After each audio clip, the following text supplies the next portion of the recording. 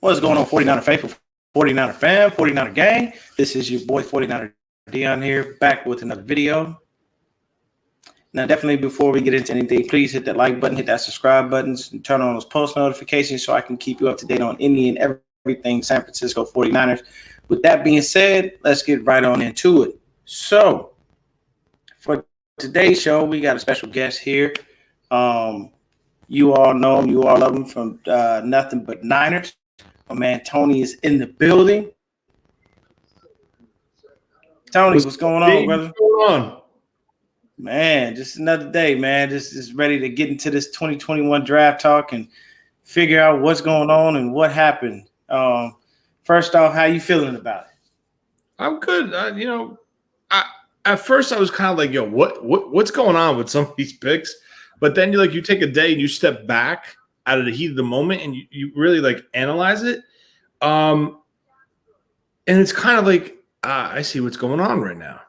I see what's going on. They had a plan going into this draft, and I'll explain to it. We'll both explain to you guys as we get into this show, but you're going to see what they're doing and why they did it. So it's an interesting thing. You got to sit back, take it all in after the heated emotions out, look at it, you'll see it, and then, we'll explain it for you. Oh, yeah, we're definitely going to get into that. Now, of course, for me, I was happy with the first pick that we actually had. I was very comfortable with that. I honestly expected Justin Fields to be the name called, but when Trey Lance was called, it was a really, really huge sigh of relief. Just to know that basically our coach and our GM have told the media, say whatever you want, paint whatever picture you feel is necessary. We are not here to tell you you're wrong. If it's Mac Jones, it's Mac Jones. Hey, whatever works. And then for us, we're sitting there going, man, we don't want it to be Mac Jones. We don't want it to be Mac Jones. Please don't let it be Mac Jones. Oh God, if you let anything, you're giving them the old Ricky Bobby, sweet baby Jesus in your little Elvis outfit, everything under the sun. None of us wanted him. And believe you me, I even took a look at the film on Mac. And it's not to say that he's not a good quarterback, because he is. It was just he's not a good quarterback for this system. And I honestly always felt like we're just drafting Jimmy. Yes, exactly. Getting him at a younger age. And just to piggyback off that, I've said this numerous times on Nothing But Niners. If we stood at 12 and you select Mac Jones, that's a different story. If you give up what we gave up to get to 3, you want that plus another dynamic. So meaning you want somebody that's just not just going to be as good as Jimmy, if not a little bit better than Jimmy as far as what his arm and the mental base of the game. You want that guy that could beat you with his legs as well. You want a difference maker. And to my opinion, me and Breezy so many times going at it. Why he wants Lance, I want Fields. I'm just like you. I was a big Fields fan. Big. I loved everything I watched on him. He outplayed Trevor Lawrence in the friggin' playoff game leading to the championship game. He beat Trevor Lawrence outright in the Elite 11 camp from Trent Dilfer. And there's just so much that jumps out on film about him. But I mean, you look at the quarterbacks, you look at the 3 that were more than likely going to be available, like they were. All of them are good. All of them will face learning curves at the next level. It's irrelevant. It's definitely a learning curve experience that they're going to go and see. The game is different speed, and that's even saying Mac Jones coming from the SEC competition. So imagine what is a guy coming from the FCS or a non-Power 5 school, and you're throwing him right into the wolves. So all these guys, even Trevor Lawrence, is going to face a learning curve. It's just the fact that the price that we gave up, you want the highest ceiling that you could possibly get. And that's why they went with Lance, as well as if you really break down Lance's film, he does a lot of things that Kyle wants his quarterback to be able to do in an offense. Oh, yeah. Not saying that Fields can't, but he's done it more. And it's little things like calling a play in the huddle instead of looking at the sideline with the play cards going up in the air. Stupid things like that, taking snaps under center, turning your back to the defense, heavy play action pass offense. It's little things, but I think that honestly, Trey Lance was probably the better pick, and strictly because that's what Kyle was alluding to in each of those in that presser on Monday before the draft. He basically was giving you a blueprint. This is the guy I want. That's the guy I'm gonna go get. You guys can go ahead and keep telling me it is, Mr. Dad Bod, Mr. I'm at a club 2 days before the draft, just doing all this crap and talking about 100 million, and then he walks up to Roger Goodell and says, "This is what I wanted all along." And it's not like that. They enjoyed this. They enjoyed this. The 49ers brass. Oh, yeah. Oh, it was hilarious. The tweets that were coming out draft day were hysterical. Me and Mike are sitting next to each other. Mike rented the hotel room, and we had a whole setup. Yeah, I saw that. That was nice, but I looked up they together. All right, cool, man. I like that. That's what I'm talking about. So we tried to do a little something different. We were the only two that were able to pull it off. Nick had some commitments. Breezy's up in Connecticut. It just didn't work out for all of us. We're going to try to do it next year, too. Okay. But, the hell was I going to say? Yeah, those tweets that were coming out from Jed York. I was. Oh my gosh, he was off. They are doing the thing, man. Through this whole process, they were toying with the media. It's amazing, how much fun it seemed like they were having, and we're just sitting back. I was biting my damn nails. I was stressing that they were going to pick Mac Jones. I didn't. I thought it would be Fields, but in the back of my head, I said, "Watch it be Mac Jones." So yeah, it was just a great experience. With Trey Lance, man, you got to look at the dude. You got to check out his body. For people that don't know much about him, you check out his body of work. So with the number 3 pick, we all wanted either Trey Lance or Justin Fields. We got Trey Lance. Trey Lance has played 19 games of college football. He went 19-0 as a starter, completed 65.4% of his passes, 30 TDs to 1 interception, 2,947 yards passing. He rushed for over 1,300 yards, had 18 TDs. The man, for God's sakes, averaged 6.9 yards per carry. 2019 was his only full season coming out of college. He was revered for his football IQ. At first was seen as a project, but now as a starter for the future of the 49ers, given that we don't necessarily trade Jimmy. I think they're going to try to bring him along, and be honest with you, this is a Tua and Ryan Fitzpatrick situation. When they feel that Trey is ready, they may just pull the plug on Jimmy. Or Jimmy may just wind up getting hurt, because that's typically what happens. Yeah, or even like the Justin Heber and Tyrod Taylor situation, when he got punctured from the needle. Heber took by the bull by the horns and went right after it. But the one situation you mentioned, I don't want to see them do is, if I remember correctly, they went Fitz, Tua, and then they brought Fitz back in. Yeah, you don't want to bounce them back and forth. That is a no. I don't want to do that. I don't feel like that's a good thing, because you're going to mess with a kid's confidence. Exactly. You got to let them be who they are. At the end of the day, it's like teaching your kid to ride a bike. Yeah. The first thing you're either going to do is let them ride it with training wheels, or you're going to teach them, hey, you're going to fall a couple times, but you get back up and you keep on pedaling. Yeah. And if you continue to, bounce them in and out like that, that's not going to be a good thing. Whoever you go with is who you stick with until you feel that other person is ready, rather than that. Now, what actually threw me for a loop was the second pick. I definitely didn't expect it to be a guard. I was like, huh? And then I thought about it. Laken Tomlinson's on his last year. We have not given him an extension. Daniel Brunskill on a 1-year deal. We have not given him. We signed him, but we didn't sign him to a multi-year deal. The only other guys we have, you got your Colton McKivitz, you got your Justin Schools, those types of guys. But it's like, okay, we still don't have necessarily a center that's behind Alex Mack. Ben Garden's still floating around out there, guys.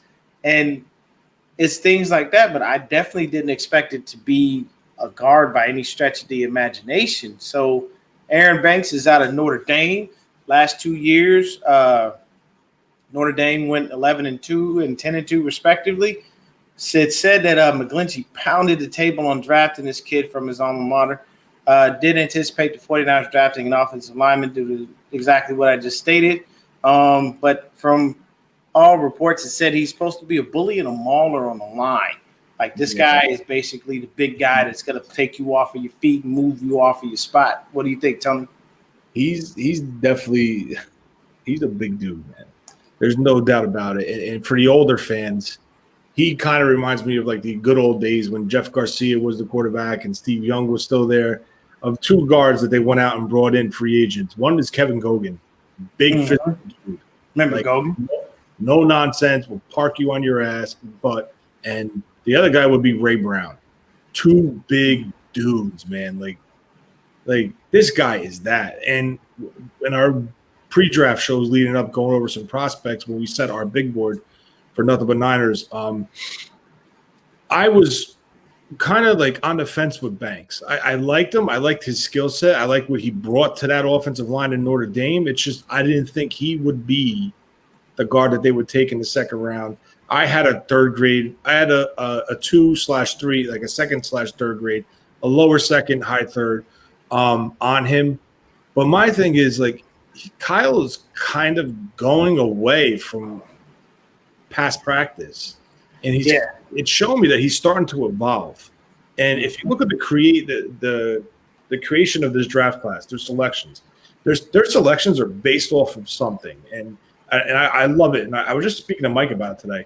I love this team's philosophy on how they build the roster and prepare for free agency. Okay, we double down on we double down on 1, 2, 3 positions. We double down on, and I'm not going to get into it because we're going to break them down. I guess pick by pick. Yeah. All 3 of those positions are up for free agency in 2022.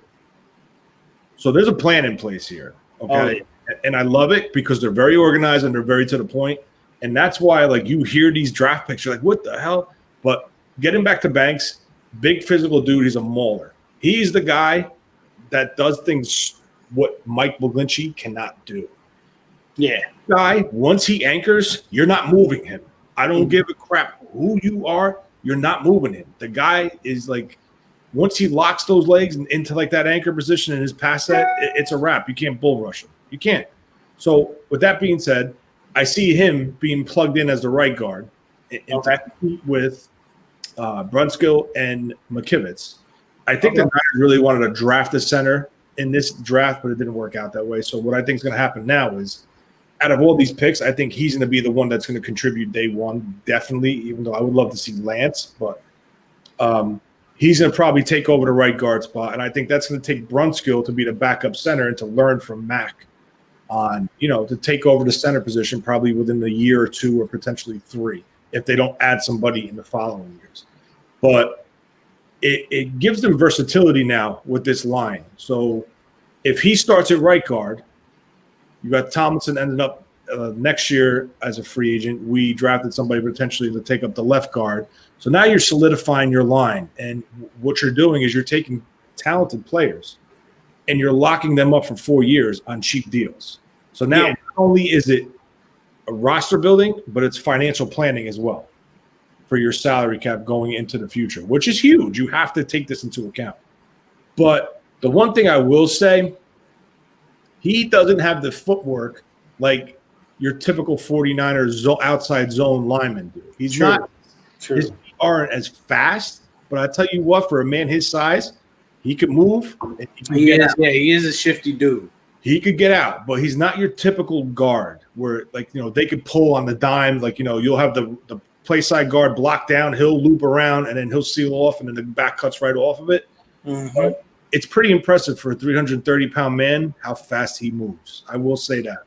Yeah, that much is very true. And like when I saw him and I saw his size and his stature, I honestly, from just that standpoint, he reminded me of the guard we drafted out of Stanford. His name escapes me right now.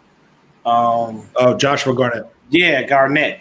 Size and stature, they looked a little bit the same. It's just that Banks, he's a little bit bigger, but he's more. This kid is way more. He's way more volatile though. Yeah, for me, since I don't watch that much college football, I'm one of those people I take a look at. I take a look at stuff afterwards, and I kind of take a look at the draft, and just go from there. And I say, okay, let me take a look at some highlights, and then okay, let me take a look at some other things. I'll take a look at numbers and figures and kind of play it out, and then we go from there. But I think he's, now that I've taken a look at things, I feel like he's going to be a great addition to the team. And I actually think that it's going to be great guard play, from all of these guys that are there. Now, our third pick is one that actually really upset me in the beginning. Trey Sermon, running back out of Ohio State, 455 carries for a career, 2,946 yards, 26 TDs, 48 catches, 486 yards, 3 TDs. Spent the first 3 years of his college career at Oklahoma. His last year at Ohio State, his best rushing season was in 2018. Young man had 13 TDs and 947 yards. North and south type of runner, a little bit of a bruiser, great stiff arm. Doesn't have the home run speed, ran about a 4.57 at his pro day.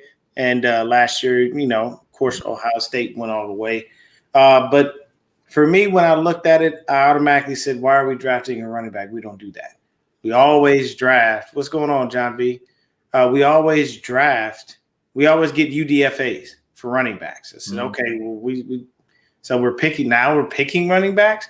And the issue that I had was I was like, I feel like this is another Kyle pick. Kyle is just controlling his draft. It is really, really killing me right now. What is he doing? I know John said, hey, whatever goes on, blame that guy. It's not me. I didn't do anything. I'm just the guy making the phone call. This was not a Kyle pick. This was a Bobby Turner pick. Both these running backs. They came out and said that they basically Bobby was they made me laugh actually because they said Bobby gets a little sensitive if you don't talk to him, or you don't call him. And he said, hey man, I didn't get a chance to talk to him, and I finally did, so he finally forgave me. But yeah, they're saying that Bobby Turner, I guess he's asking for some more running backs, and I'm thinking to myself, maybe it's because, Heem and Jeff Wilson don't necessarily stay the healthiest. Jermichael broke his collarbone.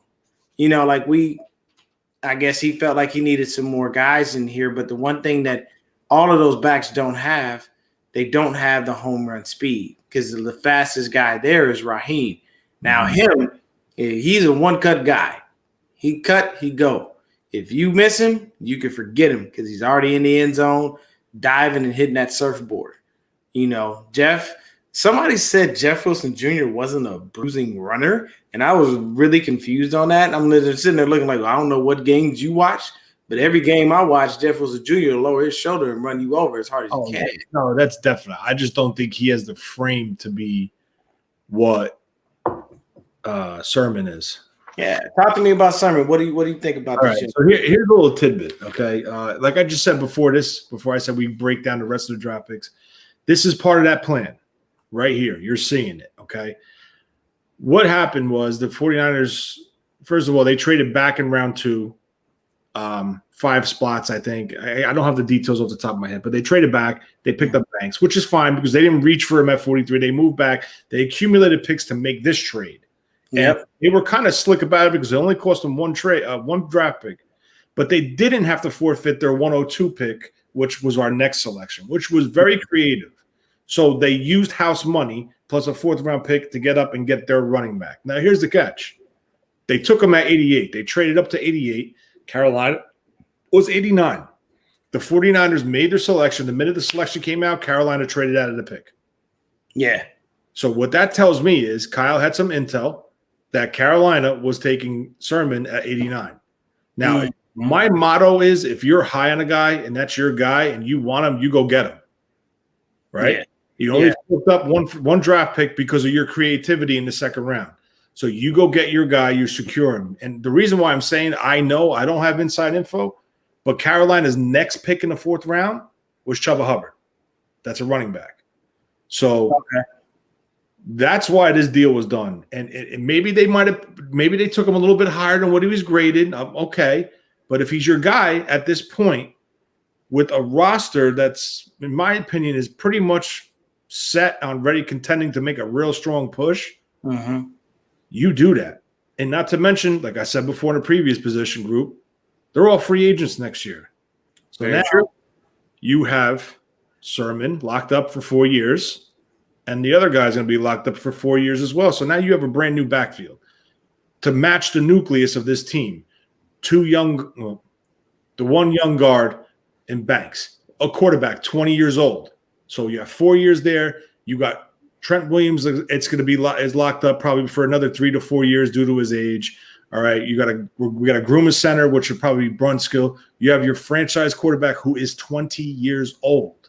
Yeah, so you got plenty of time. You got at least a good 15 with this kid. If you look at the way Kyle and John Lynch and Adam Peters are creating this offense, if this kid hits and there's no issue and he steps on the scene and just smokes it, this potentially could open up a dynasty window for this team, because the whole offense minus one person is all youth. Actually, two people, Trent Williams and Kyle Juszczyk. Yeah, I agree with you. And what they're doing is they're securing at key spots, tailback, guard, both guards eventually. But you have McGlinchey, they picked their option up on. He's still young. Now, in my opinion, just to go back on Banks 1 second, I think this is going to bring the best out of McGlinchey by putting his former teammate next to him. Okay? Now, the one thing you talk about constantly with an offensive line is gelling and cohesion to get on the same page. Those two played together. The other two on the left side played together. Now you're inserting a veteran center who's probably the highest IQ center in the NFL, and Alex Mack. This line could be good. See, this is the main reason. See, Tony just completely obliterated anything I thought, because I automatically thought the offensive line was going to be great as it was, but he just broke it down in perfect terms to tell you exactly why they will gel properly. Because that was my only fear. Like, the way the line is set up, it's perfectly fine. But I just wanted to make sure they were able to play together and gel, because when your line works as one, it makes your quarterback's life that much easier. It makes your running back's life that much easier. Exactly. Because everybody knows what the next guy is doing. Exactly. Rather than them kind of going, I don't know what this guy's going to do on this play. I don't know if he's really going to pull where he's supposed to. Yeah, and it might not happen day one. I'm going to keep it real. Of course not. Yeah, that's going to take time. But once they get on that page, this offense could be – it's going to be better than the Atlanta offense when Kyle was there. And it's going to be so much more balanced. It's ridiculous. With the backfield that they built, the line that they built, this quarterback is going to have the least amount of pressure on him, because Kyle is going to create the offense to ease him into this level if he has to start, or if he does start day one. Okay? He's going to ease this kid in. But I'm going to tell you this right now. There's something going on in that backfield. And I don't know what it is, but when it comes down to cut down to 55 or 53, whatever it is this year, I don't know. But yeah, there's going to be some people missing. There's going to be an oddball out. Could it be Mostert? Could it be Jeff Wilson Jr.? Could it be one of those guys that don't make the final 53 and they go with the youth movement? So that's all I'm going to touch on him. I like the pick. Was he a little bit higher? Was he a necessity? No. But other than the quarterback, what was a necessity on his team? Wide receiver. DB. We're gonna get there. We got there. We're gonna get to wide receivers. I say that one for last. We're gonna get that one's gonna be good. But we're gonna get the history of this team. They don't value high draft picks on corner. No, not necessarily. Remember that. Our next guy up, we did address that. We went ahead and got Ambry Thomas, defensive back out of Michigan, runs a 4.37 40, so he's got the speed. And I have a good buddy of mine that is a Big Ten guy. He loves anything Illinois. And from what he told me, this guy is a problem. He didn't play in 2020 because he opted out for the COVID thing. He was a 3-year starter, 54 tackles, 4 interceptions, 3 in 2019, 3 passes defense. Looks like he has 5 fumble recoveries. Looks like he was great in the return game. Good eye for the ball with the interceptions he had. And to me, the guy that, my buddy of mine that watches Big Ten, he really seriously watches a lot of college football. And he told me, he said that there was one headache that I just couldn't stop. It was Ambry Thomas. So I feel like this kid's going to be a mastermind in that defensive backfield. And I love a ball hawk. I like a guy who goes to get the ball, because ball hawks do two things. They either take it to the house or they give the offense back the ball to be able to put points on the board. So those are my types of DBs. I never liked Darrelle Revis. I always felt like Revis was boring to me. Revis to me was like watching Floyd Mayweather box. You knew he was going to knock the ball down, but you never saw the knockout. You just did. It wasn't coming. You knew that. Floyd Mayweather is the best defensive boxer to ever grace the boxing ring. You hitting the guy is really, really hard. Darrelle Revis, he will shut you down in space, but he will not pick that ball off. It just doesn't happen. Ambry Thomas, that's a different story. What do you think of this kid? I like him. I like him. And the only reason why we were able to grab him in the bottom of the third at 102 is because he sat out for 2020. The COVID thing. I'm going to tell you straight up. He participated, I believe, in the Senior Bowl. I don't know how many reps he got in the Senior Bowl, but he was down there. And I'm just going to tell you a couple things that, like, notes that I have on him. At Michigan, that coordinator, I think his last name was Brown. Yeah. He played straight man, press man. And this guy got in the face. He rode the hip, jammed him with the outside arm, rode him down the field, and then make the play. Now, something that has been severely lacking, with the 49ers secondary, no turnovers, no interceptions, okay? Yep. This gentleman and the other gentleman, they're playmakers. They will get the ball. They will take the ball. They will. I don't like calling people ball hawks. I like calling them playmakers, because if you say, oh, well, he's a ball hawk, this kid can knock the ball out of your hand if he hits you, just like the other one. He will strip you, okay? Yep. This kid, Thomas, offers you something that the 49ers are very high on with certain position groups. Linebackers, receivers, defensive backs, interior offensive linemen. Flexibility, versatility, okay? He can play outside, inside, and he's a punt returner. So his punt returners, oh, my gosh. One player, you just upgraded 3 spots on your roster. Okay. Now, the rest of this draft, obviously minus the 2 big offensive linemen and your quarterback, you're upgrading your special team units immediately, because that's what they're going to come in and compete number 1 for. Okay. So our special teams were last year. Yeah, they were so-so. You're upgrading across the board. Across the board. This kid I have him as a 4.4 flat. So I'm going to go with your 4.37 speed. I have no problem with that.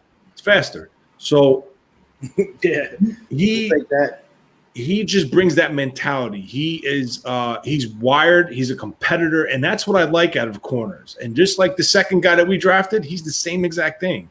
Okay.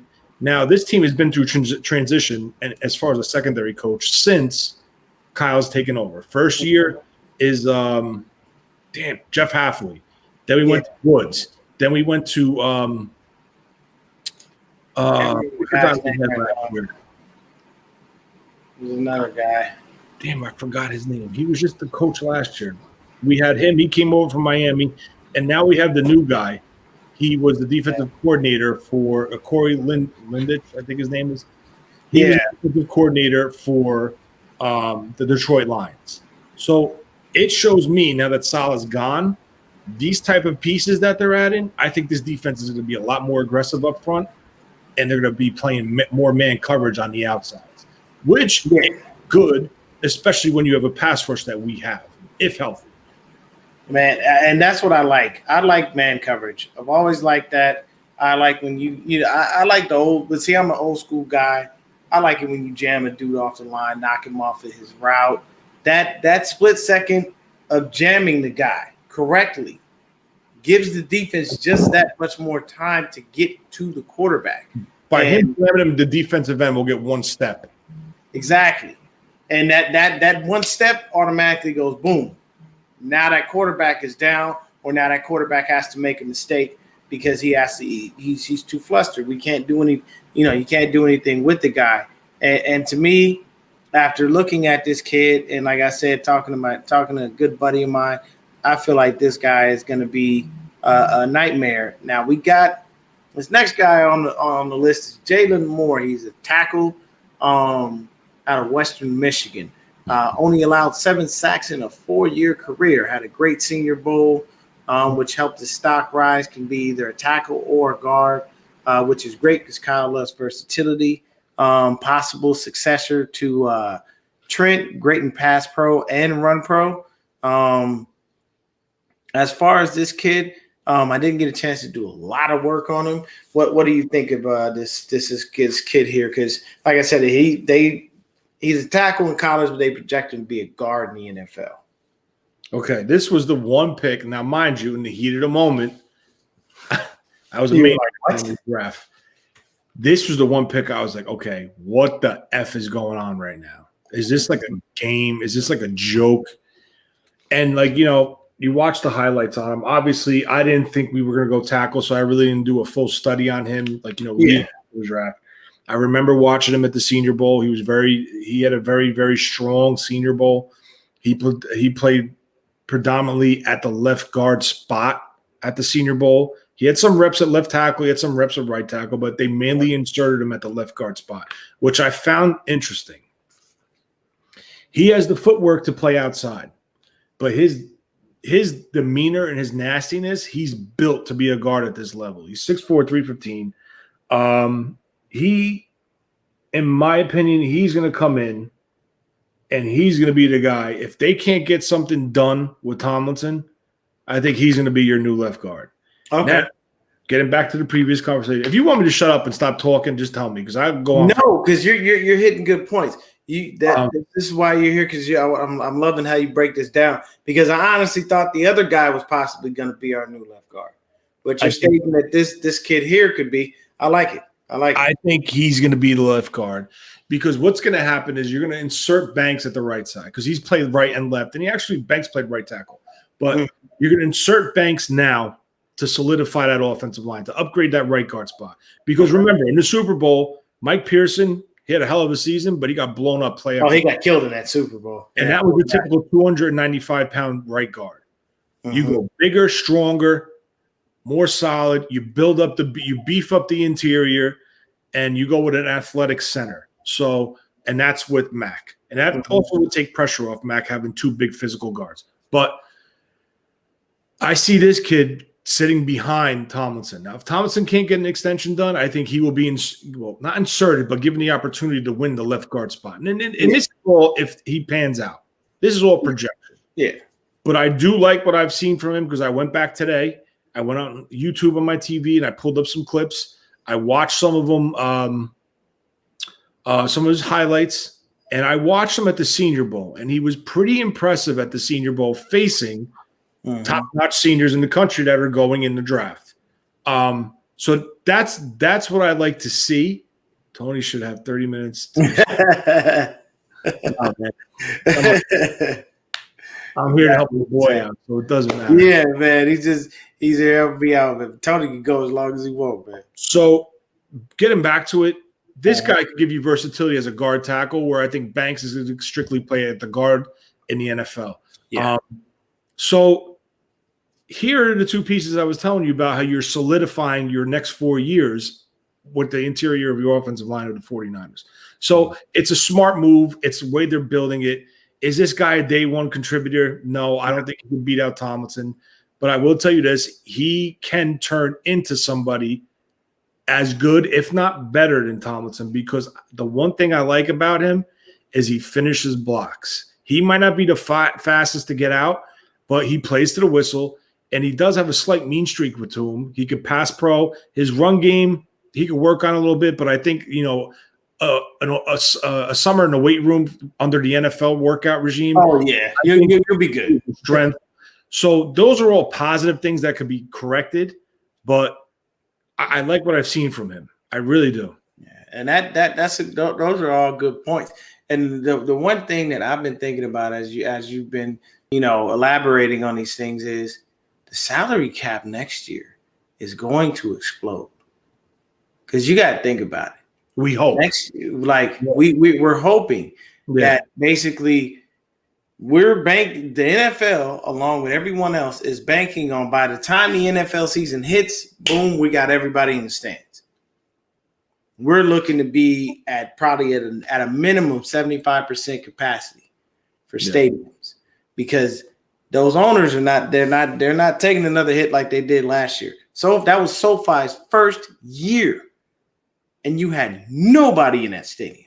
Mm-hmm. And I tell you, I took a virtual tour. It's a beautiful stadium. It's beautiful. It sucks that the Rams play there because they're trash, and I hate anybody in the NFC West unless they're the 49ers. But it is what it is. Yeah.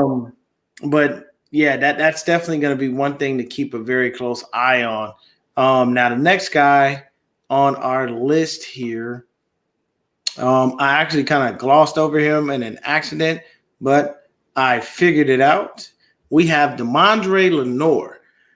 Defensive back out of Oregon, 158 total tackles, 4 tackles for a loss, 6 interceptions, 21 passes defense, 2 forced fumbles, 1 fumble recovery. This is all for his college career. For the Ducks, his best year was 2018. He had 3 INTs, 52 tackles, and 9 passes defense. Looks like he has a knack for finding the ball, good size and athleticism, great closing speed. Definitely is a sure tackler. The NFL, he'll be I looked and I saw a couple of things where I stated that he'll need to be mindful of his hand placement because there were several plays where I'm like, in the NFL, that's a PI. They're going to call that. He's a little handsy. Yeah, he's a little handsy, so he's going to have to work on that. He is a Los Angeles native. And then the other thing about him, he has ties to Richard Sherman. So the beauty of that is when you're mentored by a vet like that, it helps you come along in your progressions. But it's almost like when you're sitting there, you live a crappy life, you live a crappy neighborhood. It feels like nothing's going to go right. And you just randomly buy a lottery ticket. You hit the lottery. But there's no one there to tell you, hey, you're going to have to pay taxes on that. Hey, this is how you flip that money, turn it into more money. Hey, don't go into Louis Vuitton and blow all that tomorrow.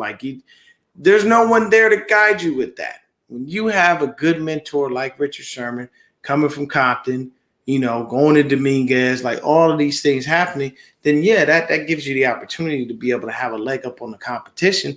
Because why? He could teach you the game as well as help you out in life. The rookie symposiums that they have, all this stuff. People wish they had this stuff years ago because it allows these young kids to understand things. The NFL lifespan is about 3 to 4 years for the average guy, if that. Mm-hmm. And, you wash out, where you going? Exactly. You came out of college, you didn't think about finishing your education. Now you're done. This kid had a perfect mentor with Richard Sherman, and they're talking about Sherman possibly making a return.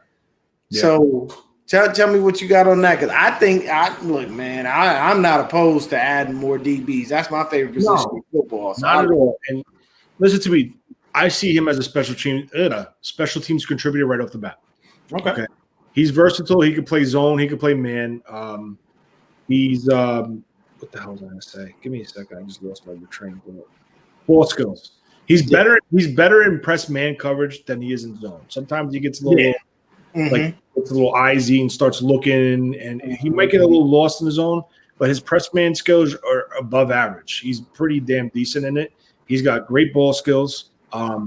He's very aggressive when the ball's in the air. He will attack it and try to make a play and pick it off. Sure. Now, people are saying that he only had X amount of attempts on him with X amount of completions. So, my rebuttal to that would be, well, maybe he was actually a shutdown corner for Oregon on that side of the field and wasn't tested. Similar to what Deion Sanders was, how people wouldn't look there.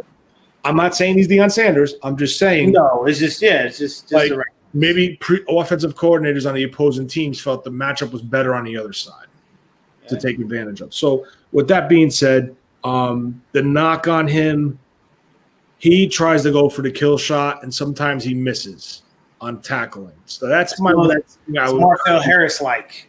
Yeah, you got to slow down, square up, drop your hips, wrap, and drive. So stuff like that I'll be a little bit concerned on.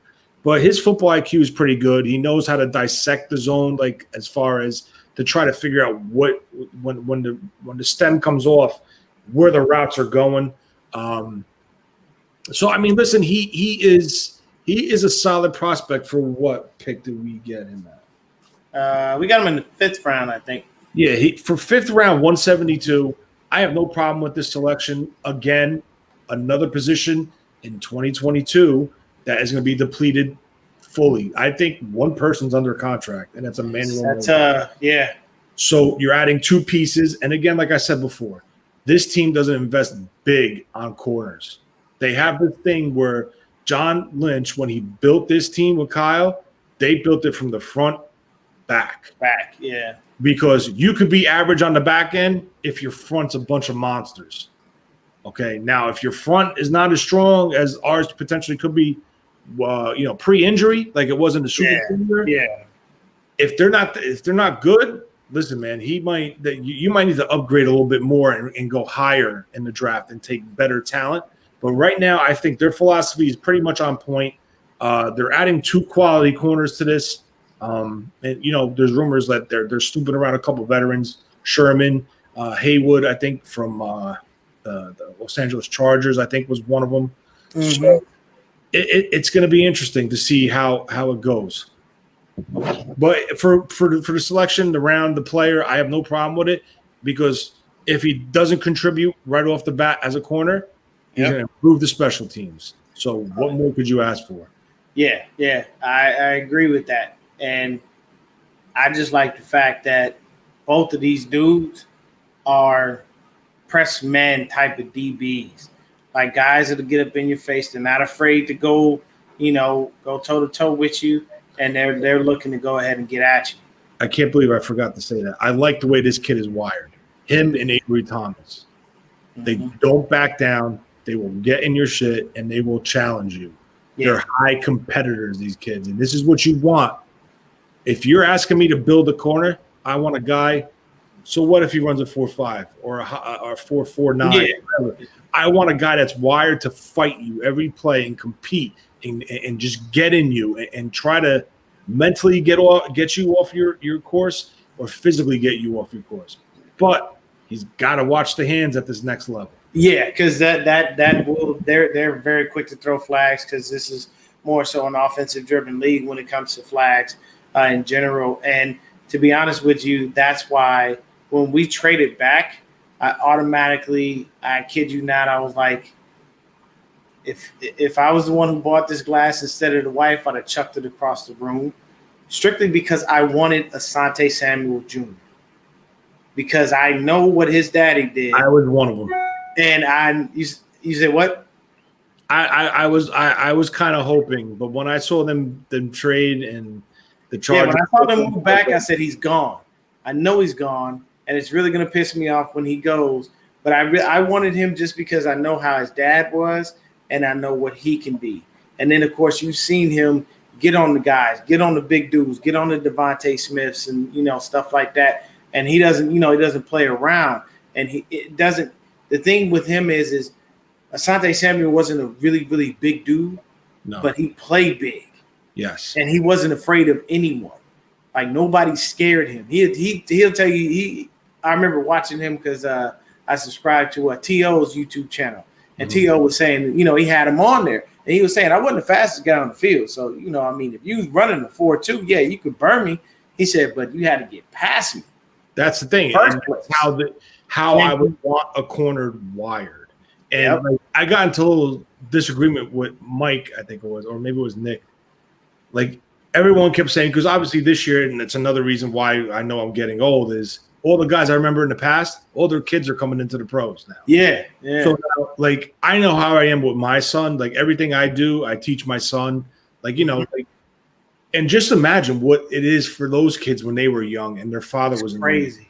They knew what it took. They saw their dad sitting in front of a TV, breaking down film, dieting, working out, commitment. They know what it's like. And I'm not saying it because their dad was good, or like Joe Horn and Chase Horn and Surtain and the other Surtain and his dad. I'm not saying just because the name they're good. I'm just saying that you have that pedigree in the household. You Like, see what it teach. takes to be at a competitive level and be productive for. I mean, Joe Horn played for 15 years. Surtain played for at least 12. Yeah. Samuel, I think He he played played for about 10, 12, 10, 12 years. 12, something like that. Yeah. Super Bowl, Samuel. He experienced what it takes to be that successful. Now, right off the bat, like there's some talented corners in this. I give those guys a little notch up because they know the commitment it takes. So that's the hardest thing to teach. You got a skill set, but if you're not locked in and committed to be the best you could be, I don't give a shit how good you are. If you're not breaking down film, this is the pros, guys. Yeah, because you got talent. You can have all the talent in the world. There's someone bigger, not have that drive, that commitment. Smarter. Remember that. Mm-hmm.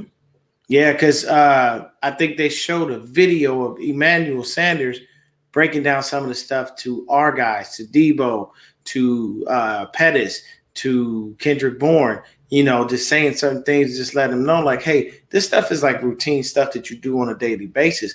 But the thing is when you have a passion for something and a drive and a will and a want for it, you'll give it your everything and your all. And some people are naturally just gifted athletes, but they don't even use it right. Like, I kid you not, I ran track when I was in high school. I can tell you right now, if Tyreek Hill actually tightened his form up, he'd be faster than he already is. But his form is trash. I know that for a fact. Yeah. I watched him burn many receivers, and I see it, and I'm like, if he just ran properly, he'd run like Raheem does. Because when you run, the whole thing is when you see those dudes run their 40s, the reason a lot of their times are slower is because they're becoming too fully erect too fast. Yeah, they jump. Yeah, don't stand straight up. You go gradual. You don't just boom, I'm up and I'm going. No, there's certain things that you can do, but I honestly think that, Samuel, I'm gonna watch his career just because I like his dad. And I'm gonna watch and hopefully that kid blossoms like nobody's business. But the next guy is another dude who was mentored by one of the greatest safeties to ever play the game. We have Talanoa Hufanga or Hugunga, safety out of USC. Film dictates this guy is a ball hawking missile, great at reading the quarterback's eyes and finding the ball. 203 tackles. 16 and a half tackles for a loss, 6.5 sacks, 4 interceptions in 2020. He had 8 passes defense, 4 forced fumbles over his career. This seems to be a fantastic pickup, and he trains with Troy Polamalu consistently in the offseason. As a fellow USC alum, I believe this young man will pay dividends for our defense for years to come. And the other thing is that's the beauty of this. The last guy we drafted out of SC that was in the defensive backfield was Taylor Mays. That was a long time ago. He did not necessarily pan out, but horrible. Yeah, he did not pan out at all. But with the way that I've seen this kid play, he's going to be, he's got to make the squad as a special teamer. And I can tell you right now, if this kid comes for you, he's going to hit you. And you're training with Troy Smith. That tells you right off the bat, like that is definitely that's that Samoan Polynesian connection, man. Those guys hang out with each other. They all live together. They probably all have a house that we don't even know about, and they're all just breeding children and training them to come into the NFL. I mean, anybody that hangs out with Polamalu, I'm game for that dude to be on my team. What do you think? Okay, my honest opinion, I think this is going to be the steal of the draft. Out of this draft class, I think he immediately improves your special teams on the coverage unit. Immediately. Oh yeah. That's number one. Number two, I want you to go back to when they hired DeMeco Ryans. They made a couple of changes on this staff. Obviously, Saleh left, got the head coaching job at the Jets. Congratulations, well deserved. They promoted DeMeco Ryans, and what did they do? They it's kind of like what John Lynch did. The minute he became the GM, he surrounded himself with the first hire was Adam Peters. The second hire, Martin Mayhew. He surrounded himself with guys that already have done it. So what did the Niners do? They named DeMeco Ryans. They brought in James Betcher from who was a previous defensive coordinator for the Giants and the Arizona Cardinals. When he was in Arizona, he had a top 5 defense. Okay. Then they added Corey Unlin, I think his name was. Yeah, Unlin, yeah, he's there. The new cornerback coach who was a defensive coordinator previously. He's adding pieces to surround Ryan to help him through this transition. Ryan's an excellent coach. He was practically a defensive coordinator when he was playing on the field. He was the Mike linebacker. He was responsible for the calls. He has that experience on that aspect of it. But I'm going to tell you this, and this pick, if I had to put money on it, is because of James Betcher. Okay. This kid, if you want to draw up a nickel linebacker or a dime linebacker, it's him. It's him. The kid. Oh, my God. By all means, he is a heat-seeking missile. He will light you up. The thing that I am very worried about is because the Niners aren't going to, in my opinion, I don't think they're going to be doing a lot of cover 3 this year. I think they're going to get away from the cover 3. I think they're going to do cover 2, cover 4. They're going to have 2 deep safeties. I think this kid could do that if he's protected and he's not on an island by himself. So by me saying that, if it's too deep, he's covered for hash to the sideline. He knows that area. He's not the fastest. I think he was clocked at a 4. No, 4.6, like 4.67 somewhere. Yeah, around. he's like I have a 4.62 right here. So yeah, he's in that range. So he's not a speed demon, but his football IQ and his instincts are high, are off the charts. And I'm willing to right now, because again, if there's a lot of people watching the show right now, which I hope there is, you guys got to go check out on YouTube Marvin 49. He breaks down every year since 2010, every draft pick from NFL Network and ESPN. Go check him out. Subscribe to his channel. He does excellent work. It's like an hour video. It's worth every minute of it.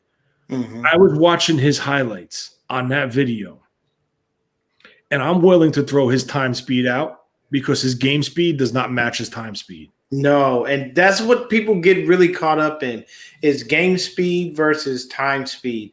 A lot of the times for over the years, what I've always said about a 40-yard dash is a 40-yard dash doesn't mean anything to me because people play faster than their actual 40 time. You never run 40 yards. You don't. In a straight line on an NFL field. Never. You just don't. And then at the same time, you definitely don't do it in shorts and a T-shirt. That's the issue. That kills me. Like I've always said, okay, you want him to run a 40? You know what you do? You fully pad him up. Everything. Put everything on him. Why not? Give him their helmet, give him their gear, everything. And you know what you tell them? Take off. And see what that actual, if you want a real 40 time, you're gonna do it where they're fully suited up. You getting a 40 time from a guy that doesn't mean anything. It's not gonna. Nobody runs their 40 time in full pads. No. You know why? Because it's extremely rare that you're running in a straight line for that long, unless you are a wide receiver and or a running back. It's very, very rare because you're usually going to have to take angles. You're going to slow down when they do the next gen stats and stuff like that. That's only because when you see those guys doing it or you watch sports science, you see the torque this guy put on his body and how Odell made that catch, all that stuff. This is not normal. You're not going to get that at a combine. No. The 40 time is very skewed. Playing speed, the number one person that was slow was Jerry Rice. He had crap 40 time for a wide receiver. You expect a wide receiver to be 4.5 and sub. You don't expect him to be 4.5 and above. I've read he was borderline 4.8 somewhere. Slow. And when you put on the film he's and you watch Jerry Rice, that ain't nowhere near 4.8. I guarantee you that much. He wasn't running away from Deion Sanders, though. I can tell you. He ain't doing that. But, I mean, he was moving. But just game speed and his intelligence helped along with that. Of course. Just one thing before we move on from Hufanga is if you take it back to Arizona when Betcher was there, he had a safety, which, by the way, the 49ers worked out about 2 weeks ago, and they didn't sign him as of right now. But I think it kind of put the kibosh on it because now they drafted this kid. His name was Tony Jefferson. He is the same type of player that Tony Jefferson is, but with higher instincts. Okay. And a slightly better football IQ. So, kudos to you. You hit it on the head. He's been training with Troy Polamalu. probably one of the best safeties besides Ronnie Lott that ever played at USC, and Joey Browner and all them. Oh yeah. But, you know, this kid could be something special. And again, this is another position group. Your strong safeties are all free agents next year. They're gone. Yeah. So yeah, I think I have a good feeling about him, and I like that hybrid. They had him at safety, and they put him in the box. When they put him in the box, he made plays. Believe me, I'm a diehard UCLA fan. I always have been. I've been one since I was a kid. My uncle did it to me. He was the one who took me to UCLA. I went to football games. I went to Pauley Pavilion, all of that. But I kid you not, I needed a job. And where did I get one? SC, in their bookstore. I was there working there when Reggie Bush and Matt Leinart and all those guys were there. And one thing that I knew, they breed NFL stars. Now, so I'll tell you this. Cushing? What did you say? Oh, Cushing. I'll tell you this. Matt Leinart's one of the nicest people in the world. Nicest guy you'll ever meet. Reggie Bush, we're just gonna put a no comment on that guy. He was not the nicest person. But I worked in the bookstore at SC, and the craziest thing is I used to go to their they used to ask us to work the games and work like, their stands and stuff like that. Mm-hmm.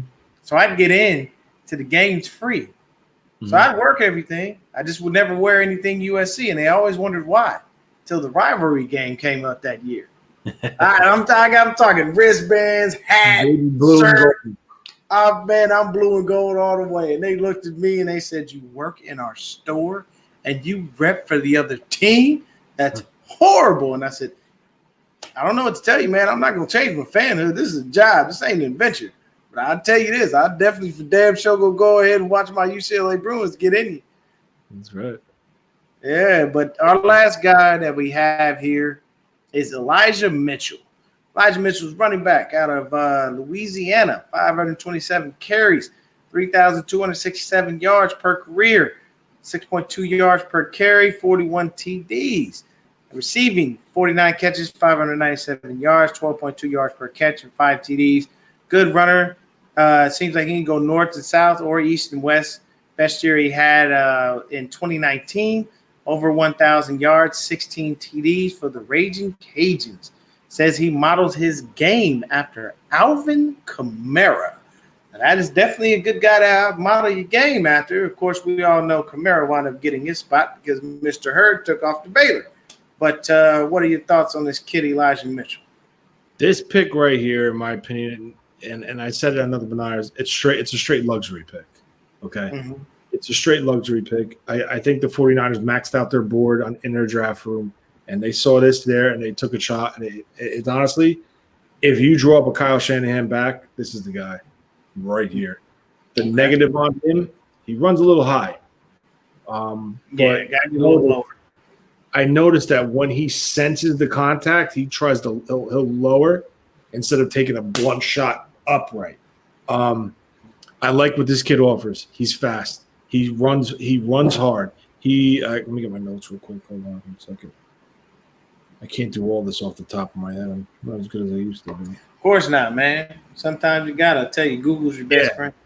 He's good hands, good vision, cuts on a dime, one cut downhill runner, and he makes it look natural and easy. Like there's nothing about when he has the ball in his hand and he's running that looks unorthodox or looks like he's struggling or looks like it's hard for him. This kid looks natural. Like I mean, and now if you think about it, right? We addressed this earlier when we talked about Sermon. The running backs are all free agents, all right? Yeah.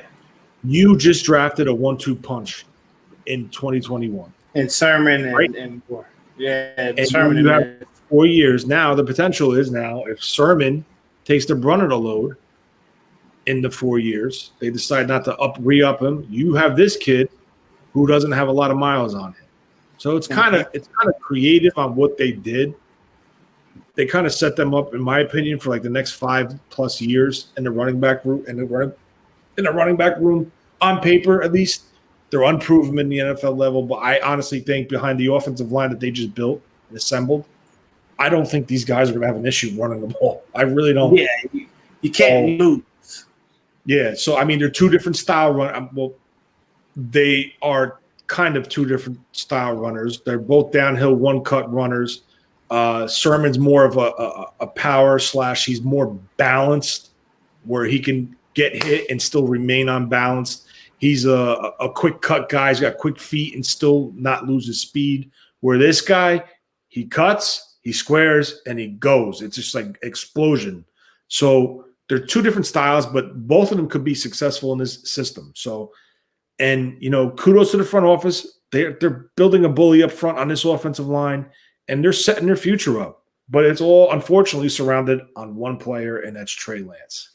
Yeah, and we've got to hope and pray that this kid gives us exactly what we are hoping that he is definitely worth. So we had a couple of trades in our draft. We had traded back with the Raiders. We had got pick 48 and 121. They got pick 43 and 230. The other trade was with the Lambs, pick 88, and Rams got picks 117 and 121. We had 3 picks in round 5 of the draft, which is where John Lynch seems to make his money. A guard, a DB, and a safety. Good thing the DB has ties to Sherman, and safety has ties to Polamalu. Great teachers to learn from. The other thing is listening to the draft presser. John feels like they got better, and they both agree they did a better job of not taking guys with crap injury history, saying they learned from previous mistakes. I'm going to stop there because that was another thing that they constantly did. They were taking chances on dudes, and it was really pissing me off because I'm thinking to myself, how do we know this guy's going to get on the field? Kentavious Street, that's a complete failure. Why? He just got on the field last year, and then he wound up getting suspended because he did what he was supposed to do. The league has become a cupcake league, unfortunately, because you as a defensive lineman, it's like how you got to spend all your time trying to dodge a guy, and not do this and not do that. It's like, look, bro, I just landed on him, man. Well, I wasn't intentional, and then hey, they call me Baby Hulk. Like, what do you expect? Yeah, I'm probably gonna crack a few ribs on the fragile Drew Brees. I think that from listening to the press conference, I believe they changed their whole grading system when it comes to injured players. Where previously they would take the player like Street, who they drafted coming off a torn ACL 3 months prior to the draft at a private workout, 2 months, I think. And what they were doing is they were just taking him and just sending him to their medical staff and saying, all right, how's his knee? How's it look? Da-da-da. And then they would rank him from there. I think what they're doing now is taking the injury, they're taking the player, they're combining the injury to the player, and they're putting a value on him. Rather than just saying, okay, I see him as a potential first-round pick in talent, but I'm going to knock him down a round or two, and we're going to put a third-round grade on him as because of the injury. But what they're doing is they weren't taking to conclusion the severity of the injury, the recovery of the injury, the original injury, how severe it was with the surgery, and stuff like that. So I think they switched it with the new training staff that they brought in.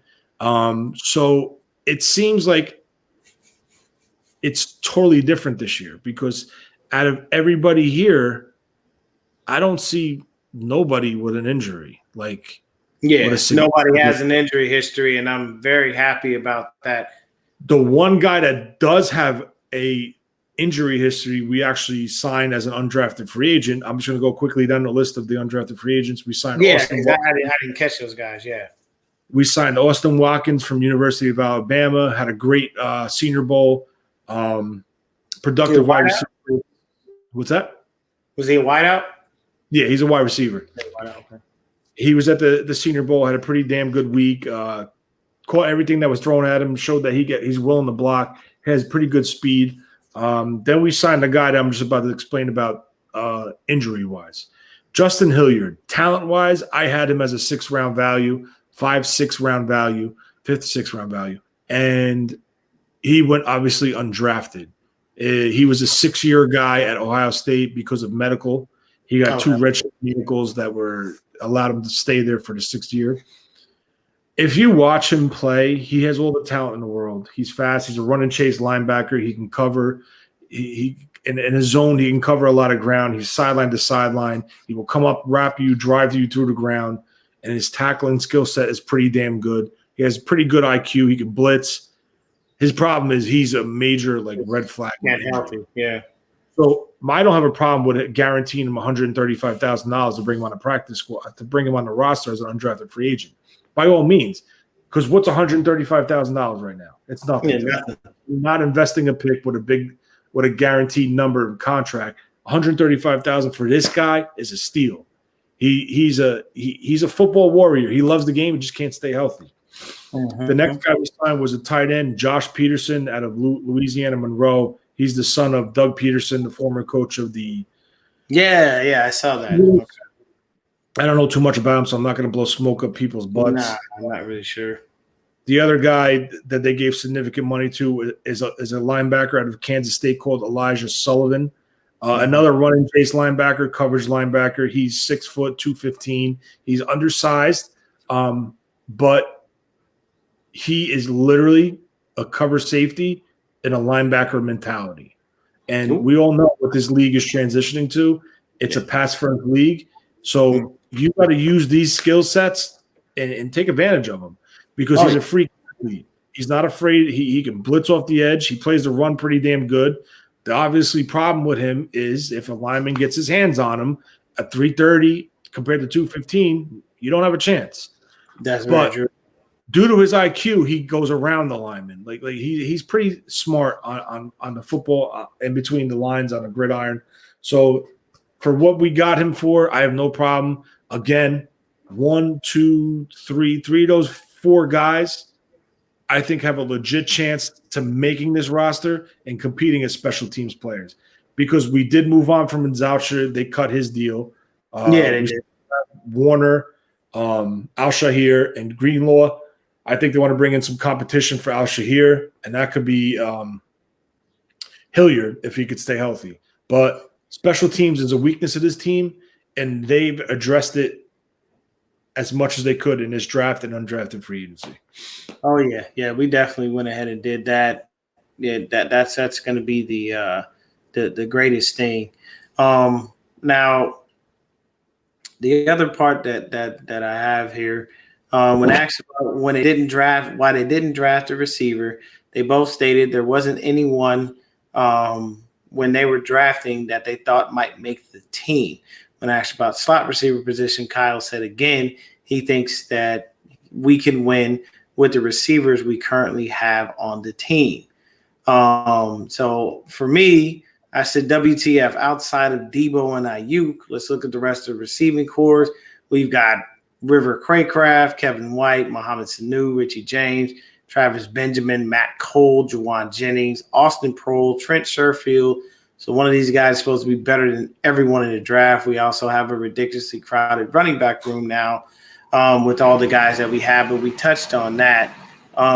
We drafted basically our QB of the future, a guard, a tackle, 2 DBs, and 2 running backs. But to me, I don't see a guy on the roster right now that's going to start in the slot. I'm trying to figure out who's going to start in the slot. Did you mention Sanu? Yeah, he was in there. Okay. It's funny when you brought this up. I wanted to tell you something, but I didn't want to cut you off. When Emmanuel Sanders was here, you said it right on the head. They worked with the young guys, with Debo and Kendrick Bourne. And if you listen to them, they raved about Emmanuel Sanders. And when there was rumor about potentially bringing him back, they got all excited. And then you heard the report of Emmanuel going to the Saints. Debo saying, I was kind of upset when he left. I looked up to his leadership, Well, they went out and signed Sanu. They signed Sanu last year, and Debo got happy because I think Debo needs someone to look up to. I don't think Debo's at that point of his career to say, I'm the guy, I'm the veteran, I'll work with you. Yeah. So I think Sanu is going to make this roster and have a pretty decent role in the slot. Now, question is, what do we have in Jalen Hurd? Is he going to come back healthy? Will he play this year? Yeah, that's Very been good question. up in the air since he came. A guy that we drafted last year that I almost rear-ended somebody when I found out we drafted him because I was so damn excited is Jawan Jennings from Tennessee. Yeah. This kid in this offense could be a nightmare. Okay, and it's all part of Kyle building a bully. He's adding physical players to this team, and I think he could have a big role. I think Sanu could have a big role. I think Jalen Hurd could have a big role if healthy. I don't have the full depth chart in front of me, but I know you rambled off a couple guys. I think the kid Austin Prohl, you want a Wes Welker. Isn't that Ricky Prohl's kid? Yeah. You want a Wes Welker type wide receiver, it's this kid. That's that's him. He's a very solid prospect. Not an undrafted. He was a street free agent. What am I talking about? He's solid. So it's going to be interesting. I was one of the guys that said I wanted Shi Smith. I thought Shi Smith would have been a perfect fit. I thought Darby would have been a perfect fit. A lot of people like Dahami Brown. Yeah, but Brown, you're talking about guys that were like 2, 3. I was they were well ahead of that. Yeah. Don't sleep on this kid Watkins. I'm going to tell you guys right now, this kid Watkins has potential. He's just a little raw. Playing at University of Alabama, he flashes. You see the talent. I think he just needs to get into a good locker room, a good wide receiver room with good coaching, and I think this kid could be. I'm not saying like an all-star, but I'm saying he could potentially fill the role of Kendrick Bourne. That's the type of receiver I see in him. KD was another mentor. He was schooling. He was basically schooling up Ayuk during the whole COVID thing, trying to help him out with some of the concepts and things that were going on, because he knew that they gave Ayuk the time over him. I just feel like, for me, I like having Sanu there for the veteran leadership, because he started out in Cincinnati, and I think he was pretty much on the back end of Chad Johnson's career, if I'm not mistaken. So, I mean, you get to learn from Chad. Pretty sure you probably had a couple of ties to TJ Houshmandzadeh. And then you jump over there in Atlanta and have a couple good years because they took you, and it puts you over there with Julio. But, I mean, I would have liked to have gotten a guy that says he's healthy, he's going to be able to jump in the slot and go. Or a guy that we can put on the outside and say, Ayuk here, this guy here, Debo in the slot. Because Debo would be disgusting in the slot. Because I think you might see that. Yeah, I think he's a wrecking ball. Nobody wants those kind of problems when you see that dude coming across the middle. As a linebacker, you're more worried about him hitting you than you hitting him, because he runs so angry. Yeah. I think, listen, I mean, I would have loved to add a wide receiver, like I just said, but I just think I'm confident in the group that we have. Okay. I really am. But my biggest concern with the group that we have are the injury end. Yeah. If Hurd could come back healthy and Jennings could come back healthy, you're set, man. I think you read my mind. I literally was thinking the exact same thing. If those two dudes could get on the field, we're fine. And watch out for Richie James. Get Richie James off of the kick and punt return. Let him focus on being a receiver and a receiver only. Every opportunity Richie James had, he shines. He flashes, yeah. He shines. Let him focus on being a wide receiver. You have two guys that could take over the kick return, one guy that could take over the punt return. Let these guys do it who are more comfortable doing it. Let Richie James get some reps in the slot. Let him get reps. He can play outside or inside, Richie James. So now that's where you're going to see maybe Debo kick in and Richie go out. And let Debo, with his physical style, work the middle of the field. And let Richie do a deep comeback, do a deep crosser, a post corner. Like, they don't give him much. They don't give him much time. And for me, to be honest with you, it's like the only reason that I actually like preseason is because it gives me a chance to look at guys that may or may not make the squad and see what may or may not exist. Richie always flashed in preseason, always. Him and Nick honestly had a really undeniable connection. They would look good. Look at the game versus Green Bay last year when all the receivers were out with COVID. Mm-hmm. He had 100+ yards in that game. The game with Washington 2 years ago in the downpour, 100-yard. He has the ability with the ball in his hand to make a play, but the problem is, I think he's so damn focused on not screwing up on a punt return and a kick return that he can't. He's not grasping the playbook right. It's not only grasping it. I think he's not focused on trying to work on his craft to be a better wide receiver. Screw the punt and kick return. You're not that, dude. Focus on the freaking wide receiver, and I think he could take a step. He could. What's going on, Danny Terry? But yeah, man, I honestly, to me, I look at it like this.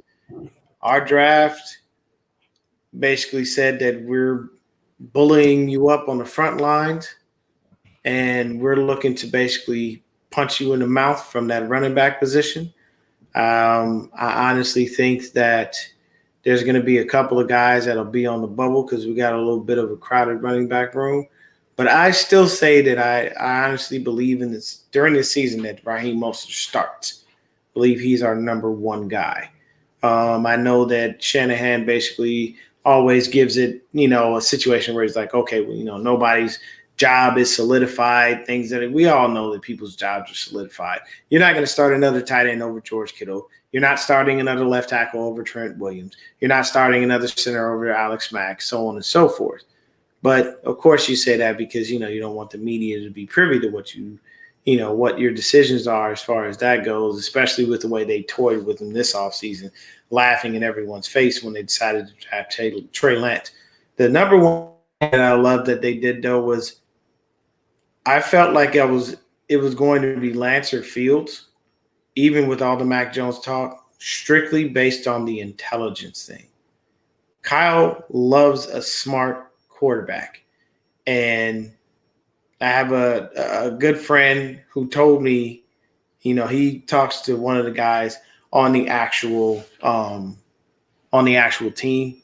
And he said that he automatically said straight up, he said, Kyle doesn't trust Jimmy at all. No, hell no. Period. Like there's no cookie cutter about that. He does not trust him. He don't think he can finish it. He doesn't think it's like, even if he's healthy, he still is only going to draw up certain plays and specific things because he knows that these are things that he can do. Can he have the expansion of that playbook and open it wider to be able to give them more range and, allow these players to do way more things? Because I can tell you right now, I love Kittle to death. And I think he's the best tight end in football. If you put like this, if they would have got Aaron Rodgers, George Kittle would have 1,000-yard seasons every year. You don't give Aaron Rodgers somebody like George Kittle, he's gonna fall in love. Those two are gonna be. You think Kittle and Jimmy are tight? No, you know why? Because Jimmy don't talk to nobody. Jimmy doesn't text people back, and he damn sure sucks at calling people. So I can tell you right now, the way George is, you would him and Aaron might have a damn house together. They'd probably have a little apartment. You know what I'm saying? That'd be a bromance you would never be able to break up just because of what they could create as far as chemistry, But I honestly say, hey, things will get better, and we are good. But I'm going to go ahead and end it there. Definitely appreciate you coming on, Tony. Thanks for stopping through, man. We'll definitely do this again sometime. Yeah, everybody, you know how to get me, man. You know how to get me. Oh yeah. Everybody, thank y'all for tuning in. Appreciate everyone for coming in and watching us talk some 49er football. Y'all have a wonderful day. Stay blessed, stay faithful, and be ready because we're heading to the playoffs. Nothing less this season.